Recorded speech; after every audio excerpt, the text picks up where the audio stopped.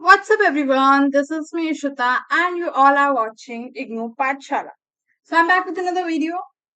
Today, we will discuss English at the workplace. Subject code is BEGLA 136. So, for this particular subject, जो हमारी approach रहेगी वो रहेगी previous year questions. So, previous year questions are the most important thing to score above average in this particular subject. So, पहले हम देखेंगे थोड़ा सा पेपर पैटर्न, उसके बाद हम आएंगे इन आवर पीडीएफ। सो ये पेपर है दिसंबर 2025 का, जहां पे आप देख रहे हो कि टाइम कितना मिलेगा, 3 घंटे। मैक्सिमम मार्क्स कितने पेपर के 100। और पूरा जो पेपर है वो डिवाइडेड है 2 सेक्शंस के अंदर, जहां पे आपको सेक्शन ए से 2 क्वेश्चन करने हैं एंड सेक्शन बी से आपको अटेम्प्ट करना है 4। एंड मैं एक्सपेक्ट कर रही हूँ यही पेपर पैटर्न जो है इस बार भी आएगा। सेक्शन ए से हमें कितने करने हैं? 2। सो हमेशा मैं आपको बोलूंगी कि सेंटेंस मेकिंग वाले क्वेश्चन करना अवॉइड करो। क्यों अवॉइड करो? हो सकता है आप 1-2 पे बना लो, 3 पे बना लो, और वो भी सही होंगे, स्ट्रक्चर उसका नहीं, इसकी गारंटी नहीं है। तो जो अदर क्वेश्चन है, जैसे कि एप्लीकेशन लिखना, ये क्या है, इसका फॉर्मेट पर्टिकुलरली क्या होता है, फिक्स होता है। तो हमें यहाँ पे फॉर्मेट प्रॉपर याद रखना, उसके बाद एडजस्ट करना है बस अपनी चीजें, जो भी क्वेश्चन में डिमांड है उसके हिसाब से। नेक्स्ट, शॉर्ट नोट्स हम लिख सकते हैं। अगर आपको ये है कि आपको ज्यादा लर्न नहीं करना है, तब आप सेंटेंस मेकिंग पे जाओ और आपकी ग्रामर अच्छी है, आपका जो माइंडसेट है, थिंकिंग, क्रिटिकल थिंकिंग जिसको बोलते हैं, वो अच्छी है, आप सोच सकते हो, तब आप जो है सेंटेंसेस बनाओ। अदरवाइज ट्राई करो कि अदर क्वेश्चन अटेम्प्ट करना। सेक्शन बी में हम देख रहे हैं क्या पूछा गया है, प्रोफाइल बतानी है किसी भी एक पर्सन की, चाहे वो आपके कॉलेज में हो, चाहे वो आपकी वर्क प्लेस पे हो। यानी अगर आप कहीं पे काम कर रहे हो तो वहां पे अगर कोई पर्सन है, मान लो आपसे जो टीम हेड होते हैं, टीम लीडर होते हैं, आपका टीएल है या फिर मैनेजर है, उनके बारे में आप बता सकते हो। कॉलेज में आपके प्रोफेसर्स हैं, उनके बारे में आप बता सकते हो। अवॉइड करना दोस्त वगैरह के बारे में बताना, ठीक है? अगर पता चला आप दोस्ती के बारे में बताने लग जाओ। सीवी भी इसमें ऐसा क्वेश्चन है जहां पे आप देखोगे कि स्कोर करने के काफी अच्छे चांसेस होते हैं, क्योंकि यहाँ पे भी हम एक प्रॉपर फॉर्मेट जो है फॉलो करते हैं। ये भी बहुत ज्यादा। क्वेश्चन नंबर 4 है, क्वेश्चंस हमें लिखने हैं 10 क्वेश्चन, और ये क्वेश्चंस भी ज्यादातर ना फिक्स्ड होते हैं। ज्यादा असिस्टेंट मैनेजर के ऊपर ही क्वेश्चन आता है, जो मैंने एग्जाम दिया था तभी इसी के ऊपर आया था। अगर किसी और पोस्ट के लिए भी आएगा तो आप मॉडिफाई कर सकते हो उन क्वेश्चंस को। नेक्स्ट, लास्ट है हमारा, स्पीच लिखनी है। लास्ट नहीं, अभी और है। 5th क्वेश्चन है, स्पीच लिखनी है। 6th, डूज एंड डोंट बताने हैं जब भी हम बिजनेस पे ईमेल लिख रहे हैं, जब हम प्रोफेशनल ईमेल राइटिंग कर रहे हैं, तब हमें डूज एंड डोंट बताने, क्या चीज हमें करनी चाहिए, क्या चीज हमें नहीं करनी चाहिए। Next, purpose of discussion in recruitment process, and जब आपका रिक्रूटमेंट होता है फॉर पोस्ट, तब उस टाइम पे डिस्कशन का क्या पर्पज होता है, जो इंटरव्यू लिया जाता है उसका क्या पर्पज है, ये बताना है। तो पहले आंसर्स पे जंप करते हैं। सेक्शन ए, जहां पे हमें सेंटेंस बनाने हैं खुद से। आप देखो, सेंटेंस सबके डिफरेंट हो सकते हैं, फिर भी मैं एक आइडिया आपको बता देती हूँ कि इंटरनेट पे क्वेश्चन है पहला। तो the internet has made online education accessible to student across the world. Internet की वजह से क्या हेल्प हो पाई है, एजुकेशन जो है सब तक पहुंची है, चाहे वो स्टूडेंट्स हो। आप देखोगे कि आजकल जो हमारे पेरेंट्स हैं, जिनको इंटरनेट के बारे में कुछ नहीं पता था, वो भी क्या करते हैं, वॉइस ओपन करते हैं एंड वॉइस वाला ऑप्शन ओपन करते हैं, जो उन्हें सर्च करना है वो सर्च कर लेते हैं। सो इंटरनेट की वजह से सारी चीजें कितनी ज्यादा इजी हो गई। Next, multinational, my brother works for a multinational company that has offices in many countries. मेरा भाई एक ऐसी कंपनी में काम करता है, मल्टीनेशनल कंपनी में, जिसके ऑफिसेस काफी ज्यादा कंट्रीज में हैं। Third is advertisement. Advertisement on television encourage people to buy the new smartphone. मतलब टीवी में स्मार्टफोन का ऐड आ रहा है, तो वो एडवर्टीजमेंट क्या कर रहा है, इनकरेज कर रहा है लोगों को कि वो न्यू स्मार्टफोन खरीदे। Receptive, the manager was receptive to the employ suggestion for improving productivity. तो मैनेजर क्या कह रहा है, एम्प्लॉयज को इंकरेज कर रहा है एक तरीके से, जिससे वो अपनी प्रोडक्टिविटी क्या कर सके, इंक्रीज कर सके। स्ट्रैटेजी, कंपनी ने न्यू मार्केटिंग स्ट्रैटेजी को अप्रोच किया है, जिससे कंपनी की सेल्स क्या है, बढ़ सके। क्वेश्चन नंबर 2 क्या है, एप्लीकेशन लिखनी है हमें। तो मैं आपको बोलूंगी कि ये जो प्रॉपर मैंने यहाँ पे स्ट्रक्चर दिया हुआ ना, आपको यही फॉलो करना है। सबसे पहले टू लिखना है, फिर यहाँ पे द ह्यूमन रिसोर्स मैनेजर की जगह आप यहाँ पे आप सिंपल द मैनेजर भी लिख सकते हो, ठीक है? ह्यूमन रिसोर्स अगर आपको नहीं लिखना तो आप मत लिखो, द मैनेजर आप डायरेक्टली लिख सकते हो। उसके बाद एबीसी एडवर्टाइजिंग एजेंसी, यहाँ पे आप नाम भी डाल सकते हो अपने हिसाब से, क्रिएट किया हुआ खुद से। फिर आपको जगह बतानी है कि वो एजेंसी का एड्रेस क्या है, न्यू दिल्ली। फिर नेक्स्ट आप लिखोगे सब्जेक्ट क्या है, सब्जेक्ट क्या है, आप क्या कर रहे हो, अप्लाई कर रहे हो एडवर्टाइजिंग प्रोफेशनल के लिए, पोजीशन के लिए। फिर सर या मैडम करके सैल्यूटेशन सर ही लिख देना आप। Next, I wish to apply for the position of advertising professional. तो एडवर्टाइजिंग प्रोफेशनल की पोस्ट के लिए आप क्या कर रहे हो, अप्लाई करना चाहते हो। नेक्स्ट आप अपनी क्वालिफिकेशन बताओगे, कैसे आपका जो प्रीवियस एक्सपीरियंस क्या है, आपके आपके पास किस कौन सी डिग्री है, आप बैचलर डिग्री के साथ मास्टर डिग्री भी होल्ड करते हो क्या। तो इस टाइप से आपको अपना ब्रीफ डिस्क्रिप्शन देना है about your skills, qualification. Next, अपने इंटरेस्ट बताने हैं कि कैसे आपका इंटरेस्ट है एडवर्टाइजिंग और मार्केटिंग के अंदर। आप कैसे आपको कंप्यूटर नॉलेज है। जब आप एडवर्टाइजिंग प्रॉपर जॉब में आओगे तो वहां पे क्या करना होता है, प्रोडक्ट को ज्यादा से ज्यादा लोगों तक पहुंचाना, ठीक है, थ्रू एडवर्टीजमेंट। लास्ट में आप अपना पर्सनल वो बताओगे कैसे आप हार्डवर्किंग हो, इनोवेटिव हो और केपेबल हो एक इफेक्टिव टीम क्रिएट करने में, एज वेल एज कंट्रीब्यूट करने में कंपनी में। लास्ट में आप क्लोज करोगे अपनी एप्लीकेशन को thanking you yours for faithfully लिखते हुए और XYZ, यानी कि अपना जो नाम है वो लिखोगे आप, उसके बाद एड्रेस। एड्रेस कभी भी रियल मत लिखना, ठीक है। जब हम एग्जाम में लिख रहे हैं तो हमें हमेशा ध्यान रखना है कि हमें एड्रेस जो है खुद से क्रिएट करके लिखना होता है, अपना एग्जैक्ट एड्रेस आप नहीं लिख सकते, तो जो एग्जामिनर होगा ना उस पर बैड इंप्रेशन जाता है। फिर आप लिखोगे मोबाइल नंबर जिससे वो आपको कॉन्टेक्ट कर सके, ईमेल, ईमेल में भी ABC करके या XYZ करके बनाना।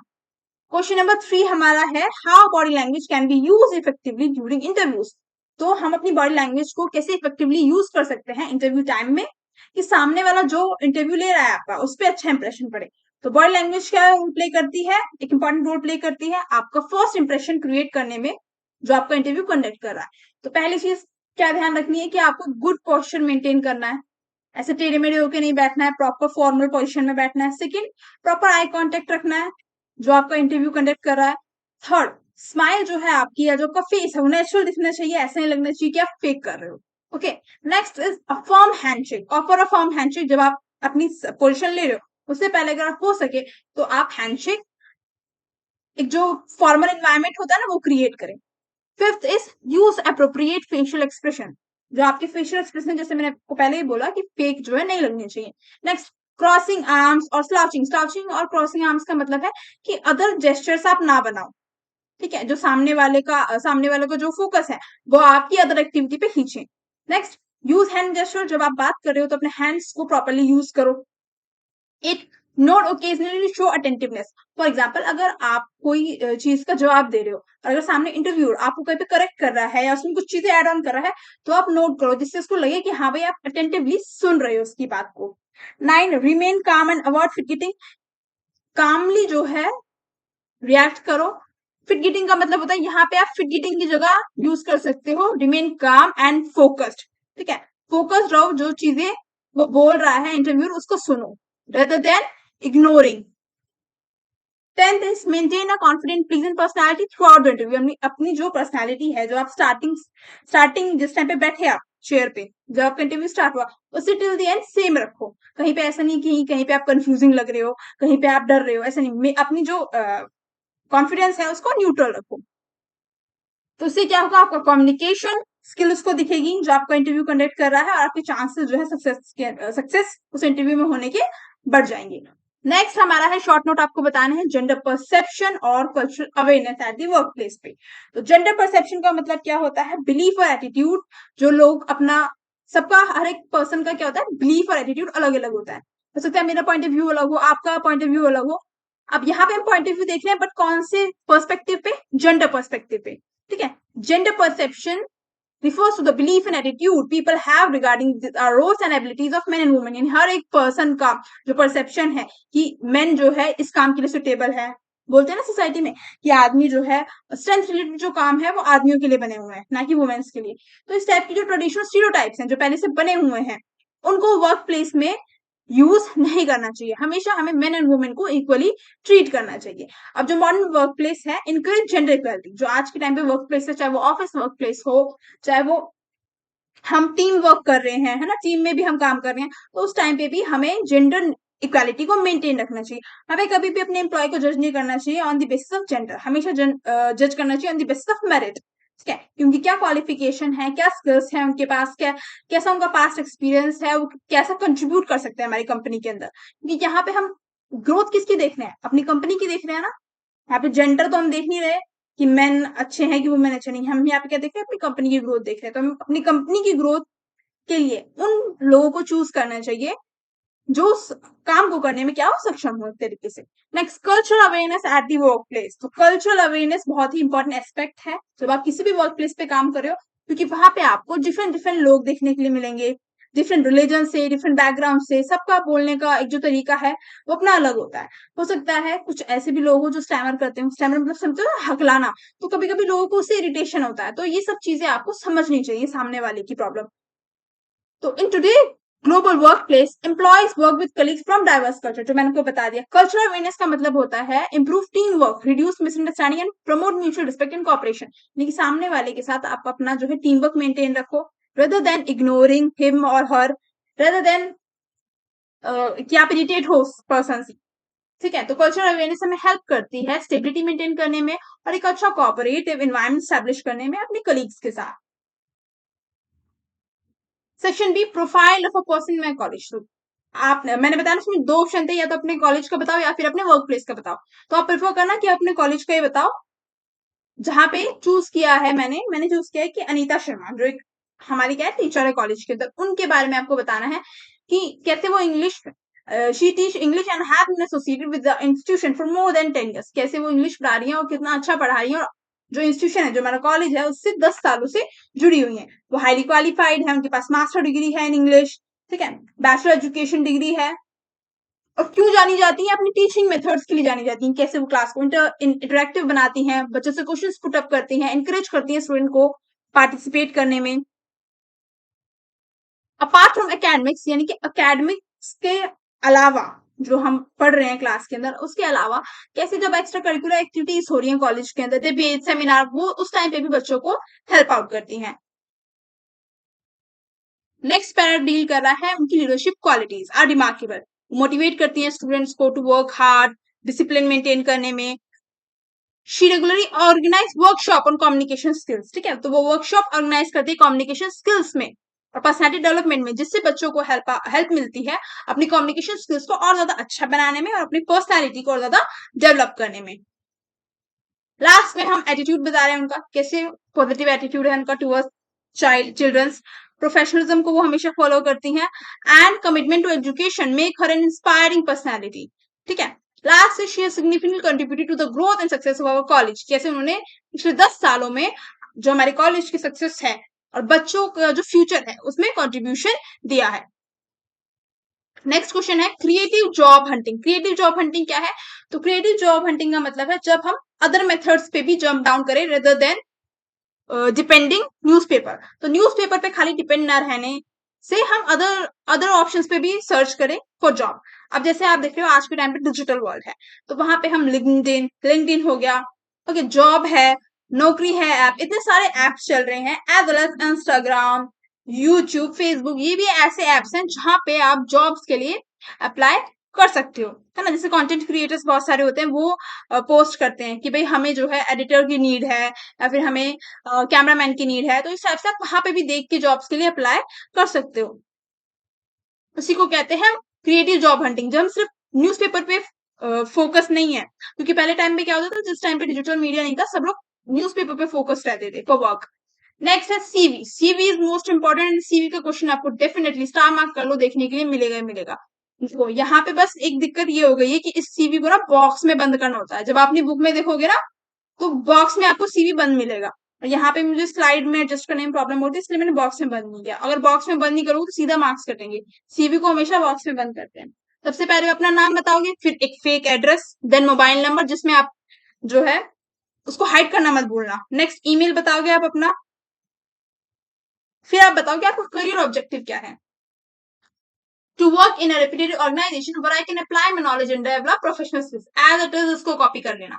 फिर आपको एजुकेशन क्वालिफिकेशन बतानी है कि आपने बीए किया हुआ है, बीकॉम किया हुआ है, किस यूनिवर्सिटी से किया हुआ है, 10th एंड जो आपका 12th है वो कौन से बोर्ड से है। फिर आपकी प्रोफेशनल स्किल्स क्या है, आप कम्युनिकेशन स्किल्स अच्छी है, कंप्यूटर में आप क्या क्या चीजें जो है यूज कर लेते हो, आपकी प्रेजेंटेशन स्टाइल कैसा है, इंटरपर्सनल स्किल्स कैसी हैं, और डिजिटल मार्केटिंग की बेसिक नॉलेज। अब इसमें आप और भी चीजें ऐड ऑन कर सकते हो कि भाई मतलब जरूरी नहीं है खाली कंप्यूटर प्रोफिशिएंसी ही ऐड करो। यहाँ पे आप अगर आपने कोई कोर्स किया हुआ है पर्टिकुलर, कुछ भी हो, चाहे वो इन एडिटिंग हो, है ना, जरूरी थोड़ी ना है कि हम सिर्फ कंप्यूटर बेस्ड कोर्स ही यहाँ पे ऐड करेंगे। जो भी आपने एक्स्ट्रा कोर्स किए हुए हैं रेदर देन मेन कोर्स क्या होगी, जो हमारी बैचलर डिग्री होती है, मास्टर्स डिग्री होती है, इससे अलावा कोई प्रोफेशनल कोर्स अगर आपने डिप्लोमा किया हुआ है 6 मंथ या 1 ईयर, तो वो आप यहाँ पे ऐड करोगे। कम्युनिकेशन स्किल्स सभी लोगों को ऐड करनी है, ठीक है। थॉट अचीवमेंट्स, अगर आपने स्कूल टाइम पे या कॉलेज टाइम पे आपकी कोई अचीवमेंट हो, तो वो आप यहाँ पे ऐड कर सकते हो कि आपने मेडल जीता था स्कूल टाइम पे, कोई डिबेट जीती थी, इस टाइप से। हॉबीज क्या है आपकी, वो आप ऐड ऑन करोगे। फिर आप कौन कौन सी लैंग्वेज जानते हो, तो इसमें हिंदी और इंग्लिश दोनों आपको लिखनी है। लास्ट में आप डिक्लेरेशन लिखोगे, जहां पे आप लिखोगे कि I hereby declare that the information furnish above is true to the best of my knowledge. जितनी भी आपने इन्फॉर्मेशन यहाँ पे दी है, वो सारी क्या है, सच है, ठीक है, झूठ आपने कुछ भी नहीं बोला। फिर आप डेट और प्लेस मेंशन करोगे, सिग्नेचर मेंशन करोगे, उसके बाद आप रेफरेंस मेंशन करोगे, ठीक है, रेफरेंस नहीं दिया हुआ इसमें। रेफरेंस में आप मेंशन करोगे एक किसी भी अपने फ्रेंड का नाम और उसका एड्रेस, ठीक है। रेफरेंस हम क्यों मेंशन करते हैं, जिससे जो भी आपने नॉलेज दी है ना, उसको एक तरीके से एज अ प्रूफ, कि अगर बाई चांस आपको लग रहा है कि इसमें कुछ भी ट्रू नहीं है, तो आप रेफरेंस में जो पर्सन का नाम है उससे आप कंफर्म कर सको। एज वेल एज रेफरेंस का सेकंड पर्सपेक्टिव ये होता है कि आप किसके रेफरेंस से आए हो, इस कंपनी के बारे में आपको कहाँ से पता चला, ठीक है।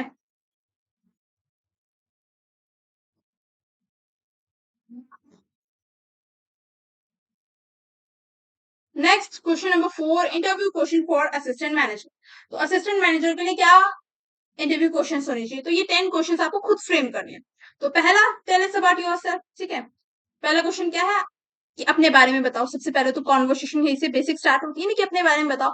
देन आप क्यों वर्क करना चाहते हो, why do you want to work in HR, ठीक है।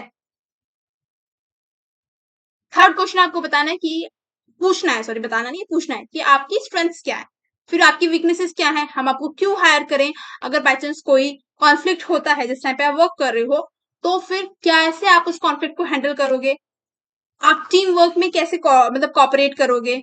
नेक्स्ट, अगर बर्डन होगा वर्क का, तो आप स्ट्रेस को कैसे मैनेज करोगे, ओके। क्वेश्चन नंबर 9 कि where do you see yourself in 5 year. यहाँ पे आप क्या देख रहे हो, उसकी एबिलिटी देख रहे हो रिस्पॉन्स करने की, कि अगले 5 साल में, ठीक है, वो कैसे कंट्रीब्यूट करेगा आपकी कंपनी के अंदर। सो वो अपने अगले 5 सालों में आपको कहाँ देख रहा था, उसने सीधा बोल दिया कि मैं एचआर प्रोफेशनल पे अपने आप को देख रहा हूँ, ठीक है। Do you have any question for us. मान लो जो क्लोजिंग क्वेश्चन होता है वो यही होता है कि क्या आप हमारी ऑर्गेनाइजेशन के बारे में और जानना चाहते हो, या किस टाइप की ट्रेनिंग आपको मिलेगी, या अपनी सैलरी कंफर्म करना चाहते हो, तो लास्ट में ये पूछा जाता है, do you have any question for us, okay. Question number 5 है हमारा speech related, speech on the importance of discipline life. तो जो जिंदगी के अंदर डिसिप्लिन कितना ज्यादा जरूरी है, ये आपको बताना है। तो स्पीच की स्टार्टिंग कैसे होगी, good morning everyone, today I am going to speak on the importance of discipline life. तो सब हमेशा याद रखना है, सबसे पहले आपको ग्रीट करना है, उसके बाद आपको क्या बोलना है, अपने टॉपिक के बारे में बताना है, फिर उसके टॉपिक के बारे में आप लिखोगे। और एक पेज से ज्यादा स्पीच पे मत लिखना, ठीक है। एक पेज इन द सेंस, एक तो आगे वाला हो गया और एक पीछे वाला, मतलब दो हो गए, ठीक है। 2 पेज से ज्यादा लंबी स्पीच जो है नहीं होनी चाहिए, या हो सके तो 1 1.5 पेज में आप खत्म कर देना स्पीच, ज्यादा लंबी मत खींचना। तो डिसिप्लिन क्या है, एक मोस्ट वैल्यूएबल क्वालिटी है एक पर्सन के अंदर, जिससे वो इफेक्टिवली अपनी लाइफ को मैनेज कर पाता है, टाइम को मैनेज कर पाता है, अपनी ड्यूटीज सिंसियरली परफॉर्म कर पाता है। और डिसिप्लिन हेल्प करता है हमें अपनी गोल्स की तरफ और अपनी जो डेली एक्टिविटीज है, जो हमारे टारगेट है, उसकी तरफ फोकस रहने में। तो जो भी स्टूडेंट डिसिप्लिन फॉलो करते हैं वो बेटर परफॉर्म कर पाते हैं, चाहे वो एकेडमिक्स हो, चाहे वो वर्क प्लेस हो आपका, जहाँ पे एम्प्लॉयज अगर डिसिप्लिन है, टाइम पे आ रहे हैं, टाइम पे जा रहे हैं, टाइम पे अपना वर्क सबमिट कर रहे हैं, तो उनकी जो इमेज है वो भी अच्छी बनती है। एज वेल एज जो आपका हेड है, वो भी आपको ग्रेटर रिस्पॉन्सिबिलिटी के साथ देख पाता है कि आगे आने वाले समय में अगर मैं उसको और रिस्पॉन्सिबिलिटी देता हूँ, तो ये हैंडल कर देगा जो भी पर्सन है। सो इस टाइप से आपको अपनी स्पीच लिखनी है। सेम टॉपिक आएगा नहीं, इसलिए मैं इतना डिटेल में एक्सप्लेन नहीं करी, ऑब्वियसली टॉपिक आपको डिफरेंट देखने के लिए मिलेगा। नेक्स्ट, क्वेश्चन 6 है हमारा dos and don't of writing business email. तो जो हम बिजनेस ईमेल लिख रहे हैं तो हमें क्या चीजें फॉलो करनी चाहिए, क्या चीजें नहीं। तो पहला, क्लियर और इन्फॉर्मेटिव सब्जेक्ट लाइन होनी चाहिए जो भी आप सब्जेक्ट डाल रहे हो, और इसको देखने के लिए ना आप अपना ईमेल खोल लेना, तो आपको ज्यादा समझ में आएगा कि आपको क्लियर सब्जेक्ट लाइन देनी होती है, फिर पोलाइट ग्रीटिंग सर या मैडम के ग्रीट करना होता है। उसके बाद जो भी आपका मैसेज है उसको प्रोफेशनल वे में और शॉर्ट वे में लिखना होता है। फिर आप अपनी ग्रामर और स्पेलिंग को चेक करोगे। उसके बाद मेंटेन अ कर्टियस टोन, जहां पे आपकी जो टोन है वो बहुत ज्यादा फॉर्मल लगनी चाहिए, ठीक है। तो क्योंकि ईमेल का जो काम है वो फॉर्मल बिजनेस के लिए ज्यादा होता है। भेजने से पहले यानी सेंड करने से पहले आप उसको दोबारा रीड करो, जिससे कोई भी एरर हो तो वो आप आइडेंटिफाई कर पाओ। नेक्स्ट है क्या चीजें नहीं करनी चाहिए। तो इनफॉर्मल लैंग्वेज का यूज ना करें, स्लैंग का यूज ना करें, ज्यादा बड़ा और कंफ्यूजिंग मैसेज ना लिखें, कैपिटल लेटर्स लिखना अवॉइड करें, और बिना रिव्यू करे मैसेज को सेंड ना करें, और अननेसेसरी इन्फॉर्मेशन वगैरह जो है मेल्स पे ना सेंड करें। एग्जाम्पल क्या है, subject request for leave on 10 जुलाई 2026। यहाँ पे दिखाया गया है कैसे एक एम्प्लॉय जो है लीव के लिए अपना ईमेल लिख रहा है, डियर सर, ठीक है, ग्रीट किया आपने, फिर आपने सीधा बता दिया कि भाई आई रिक्वेस्ट लीव ऑन 10 जुलाई क्योंकि मेरे यहाँ पे एक फैमिली फंक्शन है, kindly grant me leave for 1 day. That's it, short and concise message. Thank you, your sincerely Rahul Kumar. Next question number 7, purpose of discussion in recruitment process. तो जब आपको किसी पर्टिकुलर पोस्ट के लिए सिलेक्ट किया जा रहा है तो उसका पर्पस क्या होना चाहिए। Discussion are conducted during recruitment to assess candidate communication skill leadership qualities. तो आपकी जो क्वालिटीज है उनको देखने के लिए जो क्या किया जाता है, डिस्कशन किया जाता है, यानी जो आपको इंटरव्यू होता है। अब इससे क्या हेल्प होती है, they help employers evaluate how candidate interact with others and express their ideas. तो यहाँ पे जो एम्प्लॉयर्स हैं वो अपना क्या कर पाते हैं, इवेल्युएशन कर पाते हैं कि कैसे वो अदर कैंडिडेट के साथ इंटरेक्ट कर रहे हैं, अपने आइडियाज को एक्सप्रेस कर रहे हैं। और यहाँ पे स्किल्स क्या रिक्वायर होती है कि आपकी कम्युनिकेशन स्किल्स अच्छी होनी चाहिए, ठीक है। क्यों अच्छी होनी चाहिए भाई, मान लो अगर एक टेबल पे आपको बिठाया गया, ठीक है, और वहां पे 10% बैठे हैं जो डिस्कशन करेंगे, पर्टिकुलर टॉपिक दे दिया गया, मान लो कि आप हमारी कंपनी में कैसे कॉन्ट्रीब्यूट करोगे, तो क्या डिफरेंट डिफरेंट आइडियाज आप लेके आए हो, क्या डिफरेंट डिफरेंट आइडियाज है आप लोगों के पास। तो एक एक करके सब लोग बताएंगे, हो सकता है किसी के आइडिया में कोई कमी हो तो फिर कोई आर्ग्यू करेगा। तो इस टाइप से प्रॉपर डिस्कशन चलेगा। तो उसमें आपको क्या स्किल्स की नीड है, लिसनिंग स्किल की, पहले आप जो क्वेश्चन कोई अपना एक्सप्लेन कर रहा है, कोई क्वेश्चन पूछ रहा है या कोई भी चीज अपनी वो एक्सप्लेन कर रहा है तो आपको सुनो उस पर जवाब देने से पहले। एनालिटिकल थिंकिंग, कि आप प्रॉपरली उस चीज को प्रोसेस कर पाओ और फिर क्या कर पाओ, आंसर कर पाओ।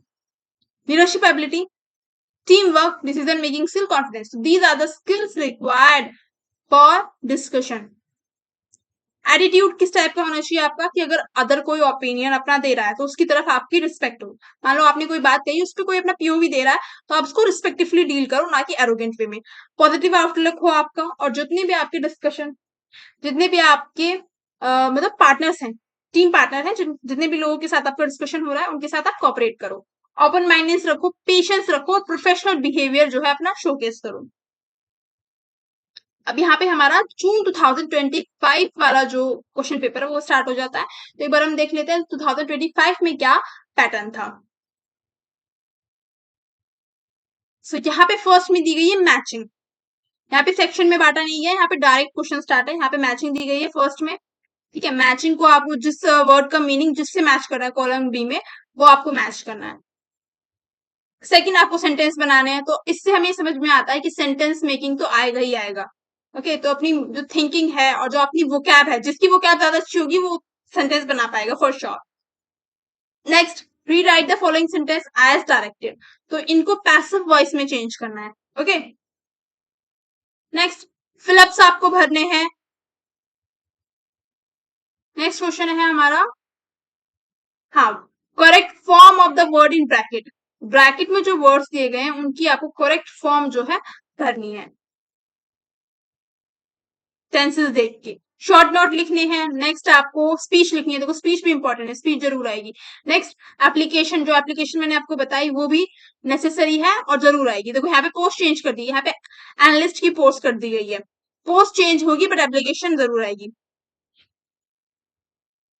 You will be attending an interview for the post of research officer in an institution that has a global presence. Write out 6 questions you expect to be asked and the answer you plan to have. तो यहाँ पे question और answer दोनों चीजें बतानी है कि आपसे क्या क्वेश्चन आप एक्सपेक्ट कर रहे हो। जब भी हम किसी भी जगह पे जाते हैं तो हम पहले से अपना प्रॉपर बना के जाते हैं कि हाँ ये क्वेश्चन पूछे जा सकते हैं।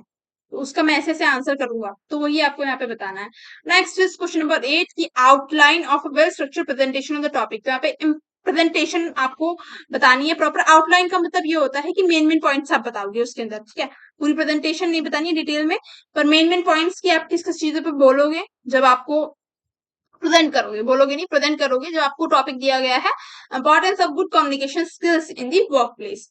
सो आ जाते हैं हम अपने आंसर वाले टॉपिक पे। तो एम्पैथी का मतलब होता है being sensitive to the feeling of other, ठीक है।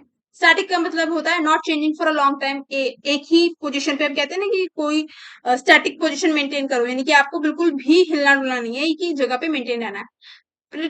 Predictability, degree to which something can be known in advance, यानी प्रिडिक्ट जो हम करते हैं, कहते हैं ना फ्यूचर प्रिडिक्ट कर, फ्यूचर प्रिडिक्ट कर रहा है कोई पर्सन, हम उसको कहते हैं ना कि नो अनुमान लगा रहा है एक तरीके से फ्यूचर का।